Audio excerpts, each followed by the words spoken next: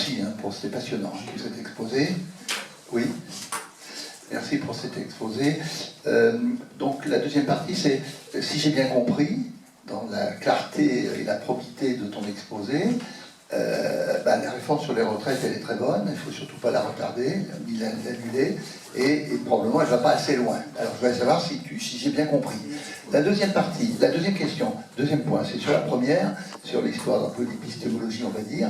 Donc les sciences économiques, bon, l'économie à la base, hein, c'est l'étude des ressources de la maison domestique. Hein. Donc, et après, c'est des ressources au sens plus large.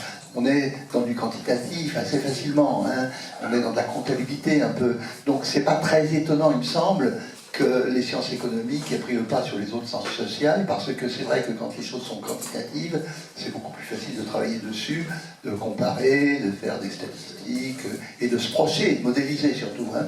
Et d'ailleurs, quand les choses sont qualitatives, on essaye toujours de les rendre un peu quantitatives. Alors on y arrive plus ou moins. Alors ça c'est ma remarque, mais ma question c'est que tout ce que tu as dit, d'abord, pour moi, les sciences économiques, qui dit science, ça veut dire une démarche, hein, c'est une démarche rationnelle, bon, je ne vais pas dire laquelle c'est, parce qu'elle est connue quand même, et c'est la démarche qui fait que c'est une science.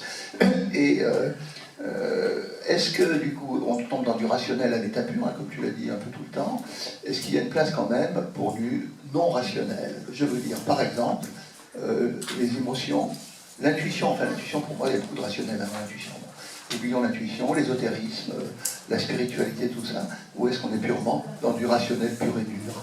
C'est une question idiote, mais on est en zététique. Je réponds tout de suite.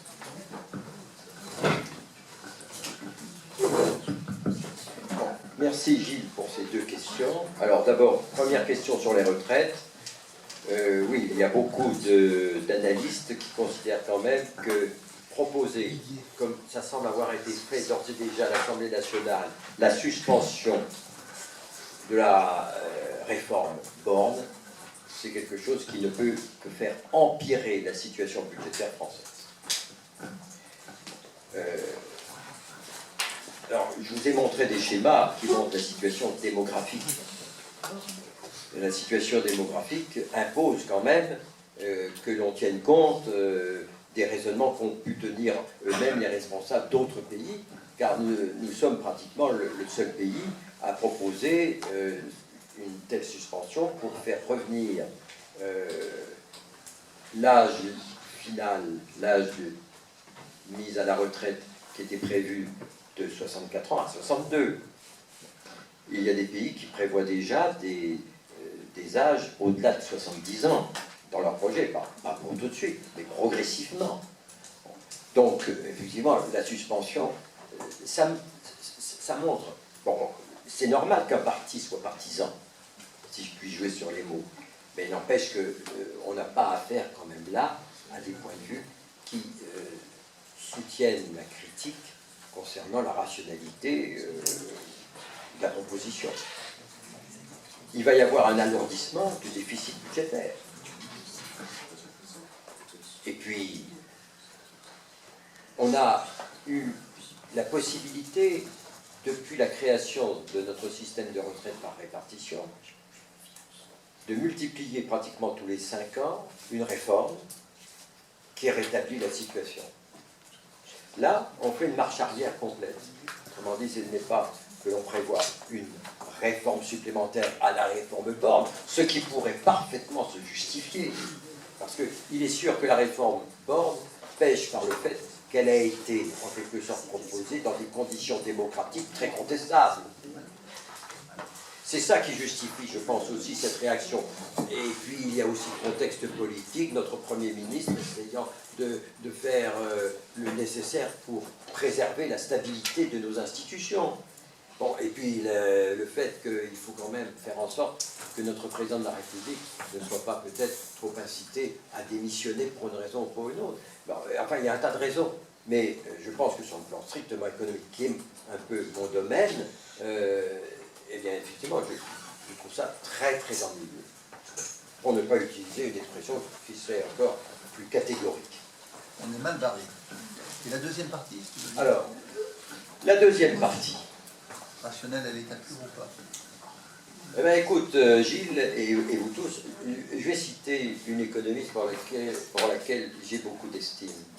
C'est une économiste britannique qui est morte en 1983, elle est décédée à 80 ans, et que je classe, moi, parce que j'aime beaucoup les hétérodoxies, en fonction de la règle indiquée par Godard, une fois, je ne sais plus quand, qui a dit « c'est la marque qui tient la page ». Et ce sont les hétérodoxies qui nourrissent le cœur, je dirais, de la dynamique de la science économique. Et elle a été formée, comme Keynes l'a été d'ailleurs, lui aussi est un grand hétérodoxe. Il y a beaucoup d'hétérodoxes qui émaillent l'histoire de la pensée économique. Je pense par exemple à quelqu'un que vous connaissez fort bien, pour diverses raisons je veux parler, de Malthus. J'ouvre une parenthèse. Malthus, il fait partie de l'école classique anglaise. Je vous rappelle que le plus grand représentant, tout au moins en termes de chronologie de l'école classique anglaise, c'est Adam Smith, qui est considéré souvent comme étant le père de la science économique. Mais c'est une façon rapide, donc caricaturale, de le présenter. Et puis il y a eu d'autres écoles de pensée avant, comme la physiocratie, et d'autres encore. Mais effectivement, Adam Smith a lancé une nouvelle école, dite libérale. C'est le grand représentant du début de l'école libérale anglaise. Vous savez, c'est lui qui parle de la main invisible. Autrement dit, on dit abusivement qu'il a été favorable au laisser-faire, laisser-passer. Bon, c'est, je le répète, caricatural, car il voulait donner quand même à l'État un rôle important, contrairement à ce qu'on pourrait penser. Bon, après lui, il y a eu Ricardo, et puis John Stuart Mill. Mais ne serait-ce qu'entre les deux, là, Adam Smith et Ricardo, il y a une grande différence. Parce que Adam Smith était très optimiste.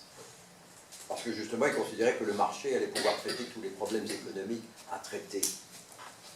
D'où l'histoire de la main invisible. C'est le marché qui s'organise pour assurer les équilibres. Un thème fondamental dans la science économique, c'est la recherche de l'équilibre. Ricardo, lui, il a connu deux phases dans sa vie d'économiste. Première phase, il était un peu comme Adam Smith, c'est-à-dire positif, optimiste. Et puis il y a eu une seconde période où il s'est montré beaucoup plus pessimiste, et c'est ça qui explique d'ailleurs que Marx a puisé énormément dans la pensée de Ricardo. On pourrait dire que Marx était au départ ricardien. Et il y a Malthus. Malthus, lui, il était très pessimiste. On connaît l'histoire de la population. Pour lui, effectivement, la population croît de manière exponentielle, alors que les ressources dont a besoin la population ne croissent qu'au rythme d'une progression beaucoup plus faible, arithmétique en l'occurrence. Bon, mais ce n'est pas là qu'est l'intérêt principal de Malthus. Et c'est en cela qu'il était hétérodoxe. Alors que Adam Smith et Ricardo pensent effectivement que grâce au marché, on va pouvoir résoudre pratiquement toutes les questions, il suffit qu'il y ait du temps pour que le marché fasse son œuvre d'équilibration, parce que tout simplement, c'est l'offre qui crée la demande. C'est l'une des bases de la loi de Jean-Baptiste C, qui traduit tout à fait bien la pensée classique. L'offre crée sa demande. Il suffit que des entreprises proposent des biens et services pour qu'au travers des revenus qu'elles distribuent, il y ait une demande qui soit forcément égale, que ce soit des revenus sous forme de salaire, d'intérêt, de loyer ou je ne sais quoi, ou de profit. Il y a forcément égalité entre la demande et l'offre. Donc tout va bien, Madame la Marquise. Malthus dit non. Vous ne pouvez pas forcer une entreprise à produire si elle n'arrive pas à anticiper un tant soit peu la demande qui lui sera adressée. C'est ce qu'on appelle la théorie de la demande effective, quand on a une connaissance minimale de la théorie keynésienne. Autrement dit, là, il était déjà très hétérodoxe, en ce sens qu'il admettait la possibilité de crise. Bon, Alors, j'en reviens, je ne sais pas pourquoi je parlais d'ailleurs, c'est différent, mais peu importe, j'en reviens. Ah oui, c'est toi qui décides. Johan Robinson. Je voudrais lire, parce que... N'oublie pas qu'il y a 8 ou 9 questions. Oui, je me dépêche. Quelques mots en réponse. Johan Robinson, donc c'est une économiste que j'aime beaucoup. Alors, bon, elle a été formée par Marshall, mais elle a compris que l'œuvre de Keynes, qui était naissante, puisqu'elle est née en 1903, Keynes était en train déjà d'écrire des articles et même des ouvrages comme la théorie de la monnaie, etc., très importants. La théorie générale, qui est dans son ouvrage majeur, qui représente une véritable révolution dans la pensée économique, date de 1936. Eh bien, elle dit ceci.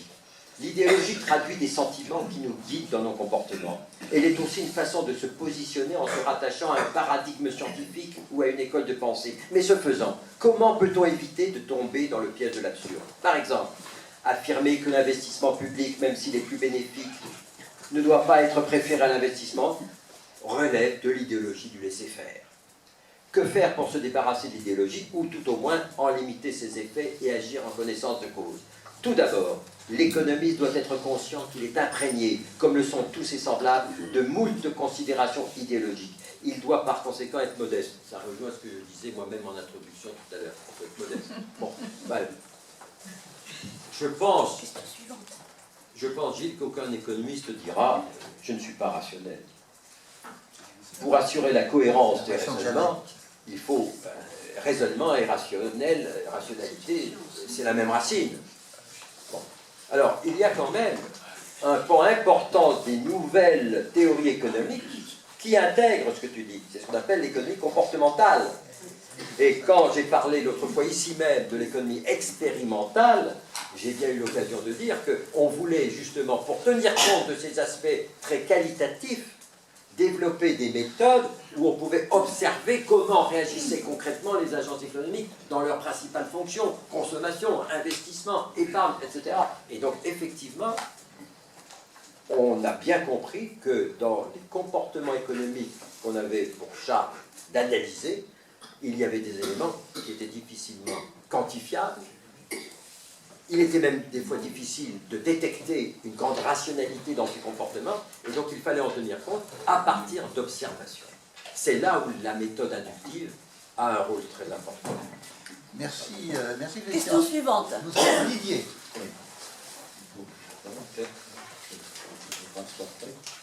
Je vais commencer quand même pour dire que cette conférence est magnifique, comme d'habitude ici d'ailleurs, et je vous remercie beaucoup. Je vais rebondir et essayer d'être rapide sur la fin de votre intervention, quand vous dites que la seule alternative aujourd'hui qui existe un peu à la retraite par répartition, c'est le placement d'assurance vie. Or, il y a quand même des plans épargne retraite qui sont des placements en... Alors, je ne sais pas combien ils pèsent dans l'économie globale, mais c'est quand même une porte qui est ouverte par tous les instruments financiers publics ou privés, et qui commence, d'autant plus qu'il est facilité par des aides fiscales à ce sujet. Voilà. Donc c'est quand même un petit débat. Oui, tout à fait. Je crois avoir touché du doigt cet aspect en disant, bon, il y a effectivement des produits qui ont été créés spécialement pour être des produits de placement retraite. Tu viens d'y faire allusion, c'est vrai, mais c'est marginal. Alors peut-être qu'avec les problèmes que nous rencontrons aujourd'hui, peut-être que ces produits auront, à fort juste titre d'ailleurs, davantage de succès. Mais en fait, les agents économiques préfèrent toujours quand même de privilégier des produits qu'ils connaissent bien historiquement parlant, et je pense que les produits d'assurance vie jouent un rôle important. Il ne faudrait pas qu'ils soient taxés comme il est envisagé, parce que là, ça pourrait créer des modifications de placement d'épargne. Marie,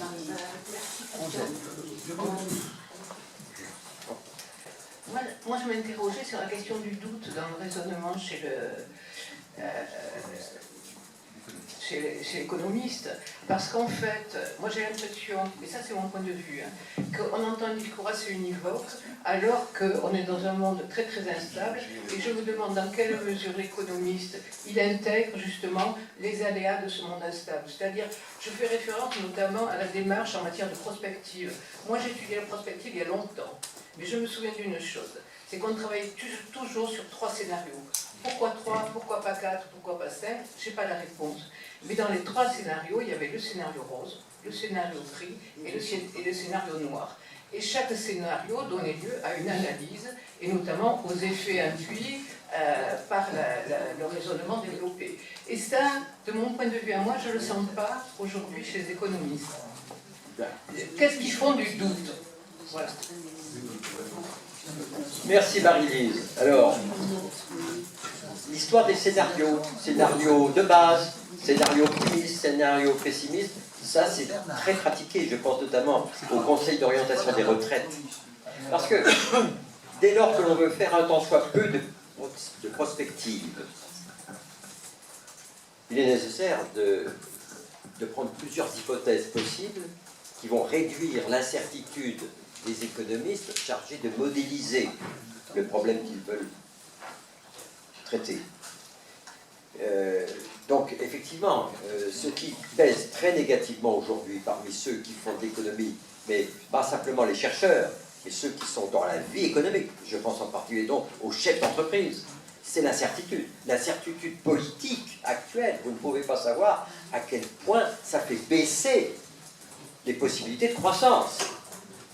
Il y a bien entendu d'autres variables qui peuvent jouer l'évolution du taux d'intérêt, ceci, cela, mais l'incertitude joue un rôle. Ce qui explique peut-être, d'ailleurs, je n'y ai pas fait allusion explicitement lors de mon exposé, mais il y a un livre important qui vient de paraître et qui fait les louanges de la planification. Voilà un gros mot, si je puis dire, qui revient à la surface, parce qu'effectivement, dans le monde capitaliste, d'abord managérial et maintenant actionnarial dans lequel nous sommes, du capitalisme industriel au capitalisme financiarisé que nous sommes encore en train de vivre, parce qu'effectivement, je pense que la financiarisation du capitalisme actuel est nettement excessive et qu'on oublie justement le long terme, le long terme, on l'oublie par rapport au court terme qui joue un rôle hégémonique aberrant. Donc là, il y a un problème, là aussi, de prise de conscience. Et d'où l'intérêt de ce livre sur la planification, parce que c'est quelque chose que l'on connaissait. Il y a un pays, d'ailleurs, qui fonctionne comme ça, et c'est peut-être une part d'explication de son succès, c'est la Chine. La Chine fait de la planification, et elle sait où elle va, elle se donne des objectifs. Attention, il ne faut pas rêver. Il faut que ce soit des objectifs réalisables. Et ça, avec... Alors, si vous voulez, bon, je ne veux pas me risquer à faire des analyses un peu de comptoir pour essayer de savoir si la démocratie ou si le fonctionnement de nos démocraties occidentales est tout à fait en phase avec l'évolution de l'économie mondiale, mais je suis au point de me demander si effectivement des systèmes, je dirais, où la vie démocratique est plus fluide, où on peut penser davantage au long terme qu'au problème des élections qui viennent, si ce n'est pas quand même une bonne chose pour le bon fonctionnement de notre économie. Alors, nous avons Jean-François, lequel, parce que des fois il y en a plusieurs. Ah oui, Jean-François, l'économiste. Oui, je suppose que tu dois comprendre. Déjà, tu m'honorais la question que j'ai posée. Sur Tu pourrais en poser beaucoup. Oui, sur l'optimisation fiscale.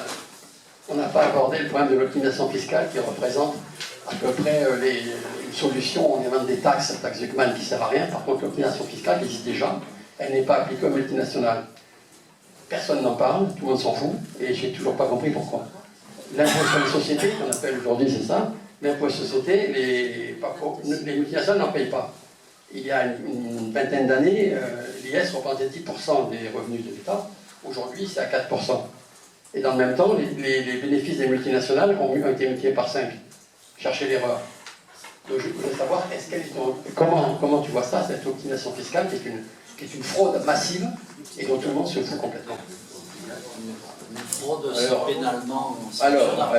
Bon, je suis un petit peu embêté pour te répondre, d'abord parce que je suis sans doute moins spécialiste que tu l'es dans ces matières-là, même si mon premier bouquin, ça a été un bouquin de droit fiscal, mais j'ai perdu depuis longtemps ce contact important avec cette discipline qui est très importante, bien entendu, dans le fonctionnement d'une société. Alors, moi, mon point de vue, c'est que on ne peut pas empêcher qui que ce soit de faire de l'optimisation fiscale. Est-ce qu'on n'en fait pas, nous, par hasard? On en fait. Ben, c'est-à-dire qu'on a même des conseillers, on paye des conseillers, on va à la banque, même notre notaire peut nous donner des conseils. Bon, attention. Alors, je veux dire que... Non, mais je pense qu'il faut faire une distinction assez nette entre l'optimisation fiscale et l'évasion fiscale. Ah ben oui, alors... L'optimisation fiscale est une fraude. Tu dis on ne peut pas empêcher la fraude. Si on ne peut pas l'empêcher, on n'empêche pas. Mais quand on parle de ce qu'on fait nous-mêmes par rapport à l'optimisation fiscale, c'est à l'intérieur d'un pays. L'optimisation fiscale, c'est à l'extérieur. Ah, ça peut être à l'extérieur. Non, mais je parle de l'optimisation fiscale, c'est à l'extérieur, puisque on ne va pas transférer des valeurs ajoutées. L'optimisation fiscale, c'est le transfert de valeurs ajoutées vers des pays où l'impôt sur les bénéfices est plus faible, voire nul. Donc c'est ça en fait l'optimisation fiscale. Donc quand on transfère, ça veut dire qu'on ne paie pas d'impôt sur les bénéfices en France, alors que l'activité est en France. Donc le prorata que j'avais proposé, moi, de dire on prend le bénéfice mondial consolidé sur lequel on applique le taux français, mais sur le bénéfice mondial consolidé, au prorata du chiffre d'affaires réalisé en France. L'entreprise qui ne peut pas payer, elle ne vend plus en France. Parce que l'économie de marché, ça suppose qu'il y a un marché. Le marché, c'est matériel, le marché, c'est le territoire. Un marché, l'économie de marché, dans un village, c'est réglementé. Le marché, il se tient à certains jours, à certaines heures, etc. Là, c'est n'importe quoi, tout le monde fait n'importe quoi. Donc le marché, justement, ça tient du compte du marché sur lequel l'entreprise vend. C'est là-dessus qu'il faut s'attaquer. Il ne faut pas s'attaquer au taux. Le taux, c'est idiot, puisque le taux, il s'applique à une base. Si la base est égale à 0, on peut mettre n'importe quel taux. C'est complètement idiot. On parle du taux, alors que c'est la base qui est importante. Et la base, c'est le bénéfice mondial consolidé au prorata du chiffre qui est réalisé en France. Si elles ne veulent pas payer, elles dégagent. Voilà, mon point de vue. Oui, mais je le connais, parce qu'on en a déjà parlé. Bien. Non, mais dans le cadre du capitalisme mondialisé, financiarisé surtout, que je décrivais tout à l'heure, contester, essayer d'éviter au maximum, il faudrait que tous les pays soient d'accord. Non, pas du tout. Pas du tout, c'est exactement le contraire. Les pays n'ont pas été en France, qu'elles vendent d'ailleurs, on s'en fout. Mais elles vendent quelque chose en France. Bien sûr, ce qu'elles vendent en France, elle sera taxée au prorata du chiffre qu'elle fait, elle sera taxée sur les bénéfices. Et on pourrait remonter de 4% à 12% des recettes de l'État. Oui, mais ça va créer une inégalité au niveau des capacités concurrentielles des entreprises, donc il faudrait voir. Je n'ose pas trop m'avancer sur cette discussion parce que ça me semble quand même dans le cadre d'entreprises, surtout que tu as parlé de multinationales, hein. Donc effectivement elles sont capables de beaucoup. Oui, alors, une autre question. Oui. Oui, Florence.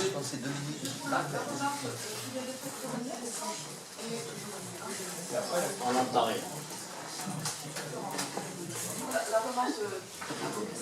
Non. Plus fort. Mais de paroles sauvages, hein.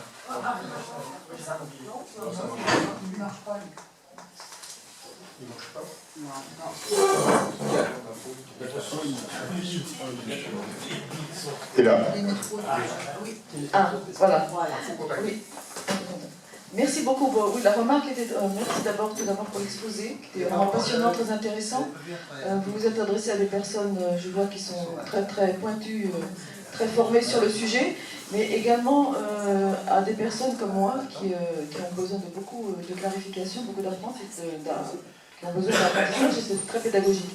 Par rapport à ce qu'a dit monsieur, je trouve la proposition très intéressante, mais je redoute l'effet boomerang.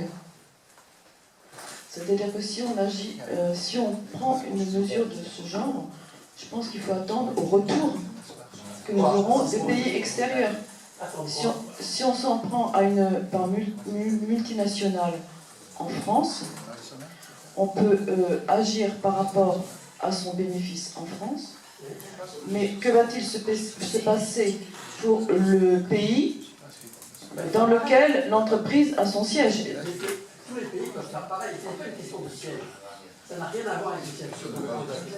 Le siège n'a strictement rien à voir. Une entreprise peut avoir son siège n'importe où et faire de l'optimisation fiscale. Ce n'est pas une question de siège, c'est une question de comptabilité. c'est-à-dire de gestion des valeurs ajoutées. Ça n'a rien à voir. Et si tous les pays font pareil, eh bien tout le monde, toutes les sociétés paieront des impôts sur l'activité dans le pays. Et ça réglera tous les problèmes puisqu'on pourra faire varier le taux. Aujourd'hui, on fait varier un taux sur une base qui diminue. La base diminue, on augmente le taux, c'est idiot. On contrôle la base et après on parle du taux. On va essayer de respecter les interventions des différents intervenants. Il y a déjà pris son tour de façon anticipée. Vous êtes inscrite. Et vous l'avez déjà pris. J'ai une question sur la retraite, mais comme j'ai parlé, je laisse. Ah, d'accord. Alors nous avons Dominique. Et Dominique Barthez, je crois, non? Il n'y a pas qu'un Dominique. Je préviens tout de suite, on continuera au repas. Ma question remarque est en deux parties. D'abord bref, concernant la retraite. J'ai consulté les chiffres, le corps, la Cour des comptes. Si on cumule les pires hypothèses qu'ils font, y compris la suppression de la réforme Borne, le manque de financement en 2035, c'est 1% du PIB de 2035. Alors j'ai fait le calcul, quelle devrait être l'augmentation, quelle devrait être l'augmentation des cotisations retraite, assises sur les salaires, les revenus du travail. Et ça signifie en fait qu'il faudrait que l'augmentation du salaire net d'ici là soit les 2/3 de l'augmentation du salaire super brut. Bon, et du taux d'augmentation. Je parlais des taux. Hein. Ce serait quand même pas la catastrophe, parce que ça ne veut pas dire que les revenus diminueraient, ça veut dire qu'ils augmenteraient moins que s'il n'y avait pas le problème démographique. Donc déjà, dire que c'est une impasse, c'est pas vrai. Deuxièmement, votre raisonnement, que j'entends partout, suppose que les retraités sont cannibales. Les retraités ne mangent pas des morceaux de travailleurs. Et il s'agit en fait d'un problème de partage de la production de richesse entre génération active et génération retraitée. C'est-à-dire un partage de la valeur ajoutée nette. Et la valeur ajoutée nette, c'est la masse salariale, l'impôt de production, les impôts de production et l'excédent net d'exploitation. Et dans l'excédent net d'exploitation, il y a le réinvestissement sur fonds propres, il y a une épargne de l'entreprise et il y a la distribution et le paiement d'intérêts et dividendes. Et là, je pose la question, les intérêts et dividendes, si tous les individus naissaient avec le même capital rémunérateur et la même capacité de gestion financière, on pourrait ne pas s'en préoccuper et ne parler que de prélèvements sur les salaires. Or, ce n'est pas le cas. Or là aussi, petit calcul, on augmente de 2 points la CSG sur le revenu du capital et on résout au moins un tiers du problème de financement des retraites d'ici 2035. Donc ça mérite d'être discuté. Il peut y avoir des effets secondaires, on sait bien, mais ça mérite d'être discuté, ça ne l'est jamais. Deuxièmement, tout à fait autre chose. Alors c'est dommage que vous ayez éteint l'ordinateur parce que les transparents concernant Zuckman, vous avez montré celui où il y a l'échelle qui est comprimée et dilatée, enfin bon d'accord. L'argument serait vrai, ce serait malhonnête, s'il s'agissait d'une dynamique au cours du temps. Mais là, il s'agit d'une répartition selon les tranches de revenus. Le schéma montre très bien qu'il y a des tranches de revenus auxquelles le taux d'imposition chute très fort. C'est tout.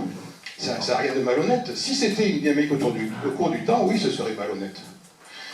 Concernant aussi alors le problème, alors il y avait un transparent où il était affirmé que le bénéfice de l'entreprise n'appartient pas à l'actionnaire, avec un raisonnement que je contexte, parce que la répartition qui est faite du bénéfice après impôt sur les sociétés, entre investissement, épargne et dividendes, elle est faite par les actionnaires eux-mêmes.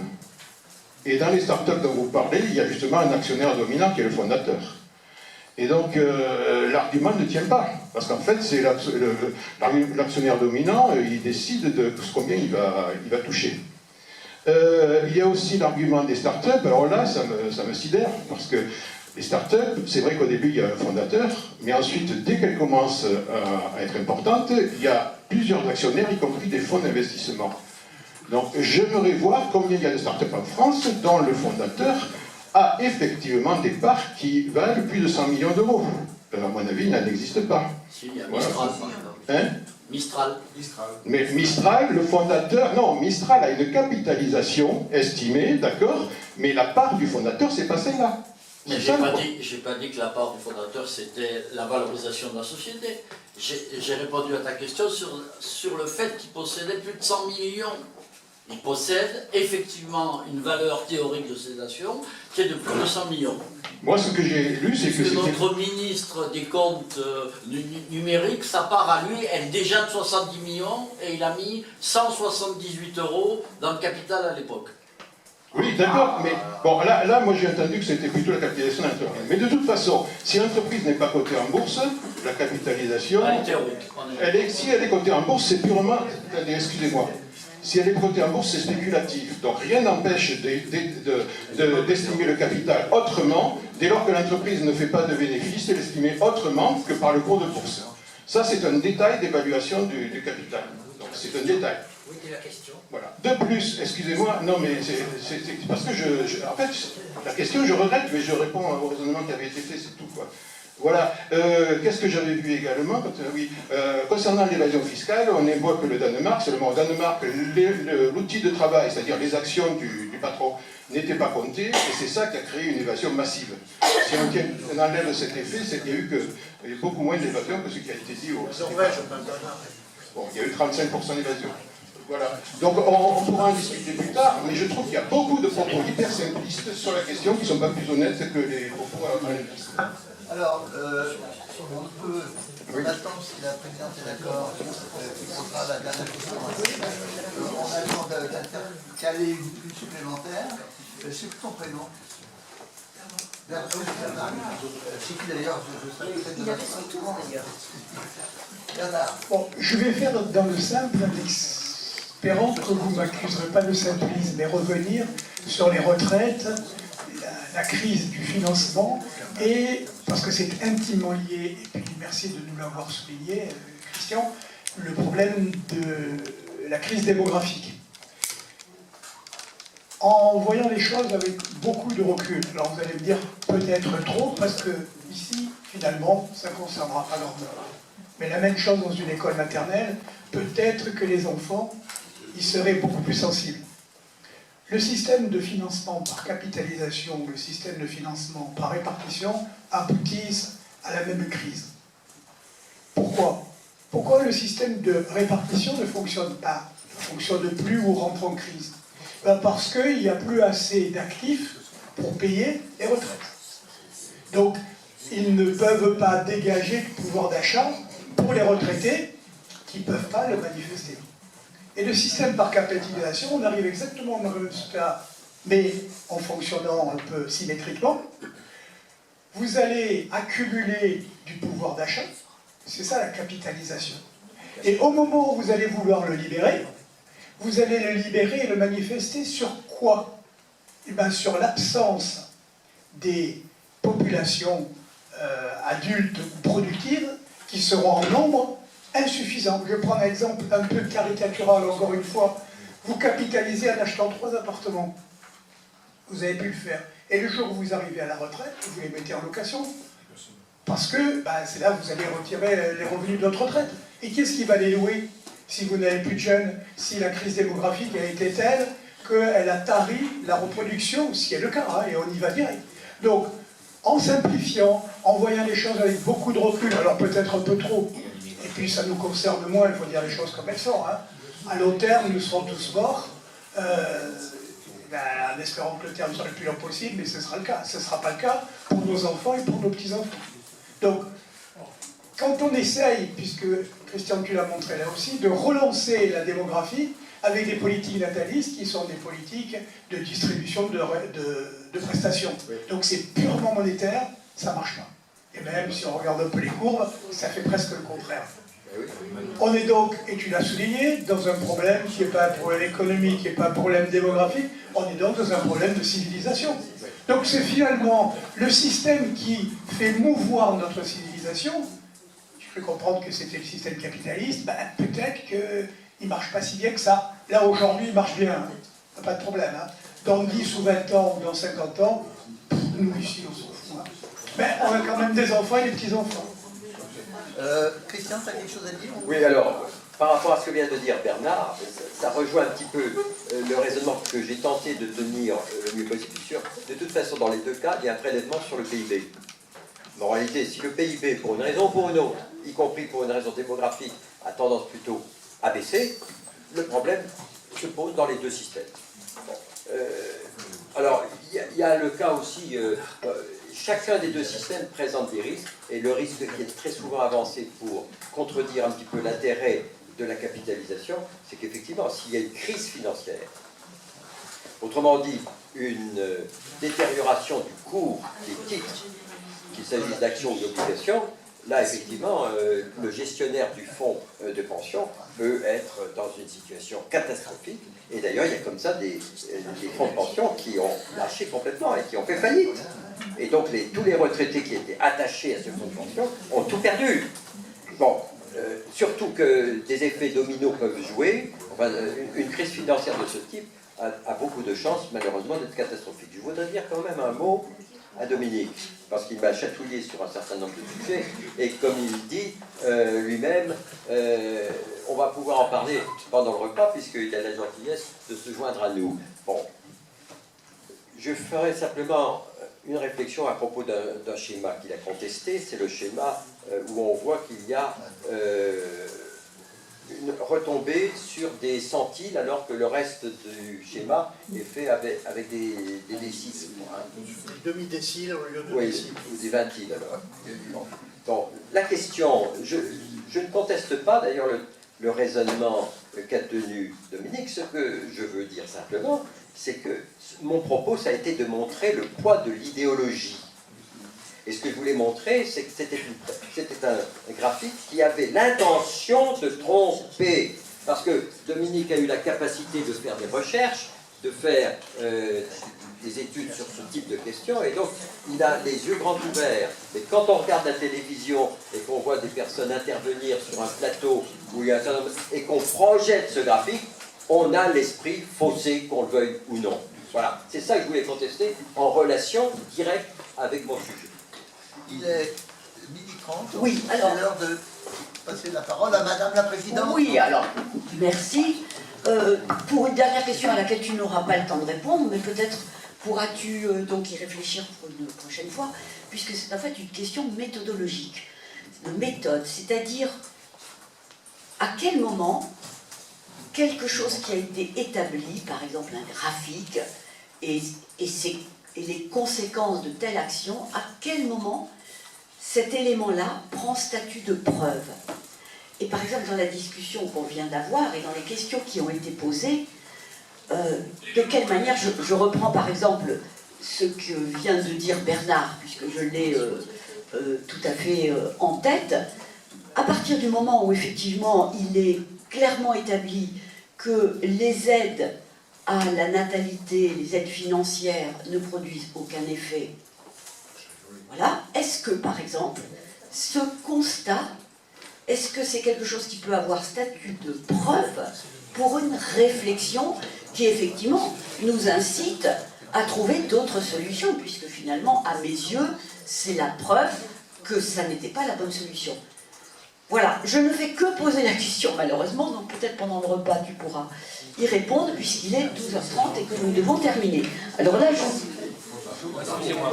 Oui. Il y a une chose qui n'a pas été dite quand même, parce qu'on parle de baisse de la population. Micro. Par contre, quand on parle de baisse de la natalité, il y a quand même une immigration qui va venir. Il y a des pays qui ont construit toute leur économie sur l'immigration massive, notamment les Allemands, pour contrecarrer ces effets négatifs. Pardon, je m'en tenais à la question de la preuve. C'était ça qui est. Alors, je profite pour garder le micro. Je me remercie. Ça va? Oui, alors, je pense...